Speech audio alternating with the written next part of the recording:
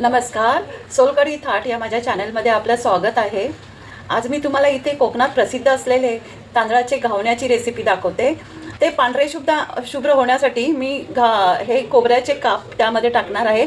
या खोबऱ्याच्या पाठचा जो काळा भाग असतो तो मी काढून घेतला आहे. हे एक अर्धी वाटी खोबऱ्याचे काप आहेत. दोन पेले तांदूळ आहेत आणि आता हे वाटताना मी त्यात टाकणार आहे आणि 1 टेबलस्पून मीठ टाकणार आहे आणि पाणी. त्यात मी ही तांदूळ, खोबरं, हे मीठ अशा प्रकारे हे मिक्सरमधून वाटलं गेलं पाहिजे. अशी कन्सिस्टन्सी पाहिजे, पोरिंग कन्सिस्टन्सी पाहिजे.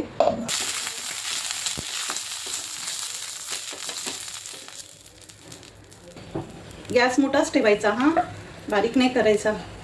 पहिलं साईडने घालून घ्यायचं.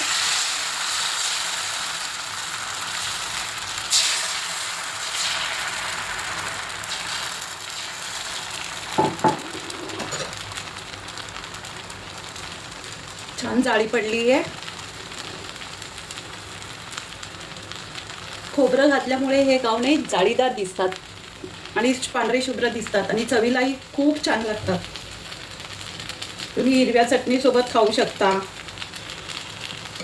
किंवा कुठची रसदार भाजी असेल, काळे वाटाणे, चिकन.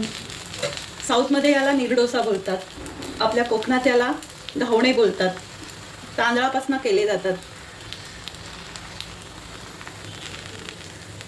इथे हा घावणा आता तयार आहे. म्हणजे त्याची वाफ असं जाळीवर काढून घ्यायचा आणि त्याची वाफ जायला द्यायची. आपले पांढरे शुभ्र आणि लुसलुसीत असे घावणे आता तयार आहेत खाण्यासाठी. हिरवी चटणी बनवली आहे त्यासोबत आणि किंवा चहासोबतही तुम्ही खाऊ शकता गरम गरम नाश्त्यासाठी, मुलांना टिफिनमध्ये द्यायला. तर माझ्या अशा रेसिपी तुम्हाला आवडत असतील तर मला लाईक करा, नवीन असाल तर सबस्क्राईब करा. धन्यवाद.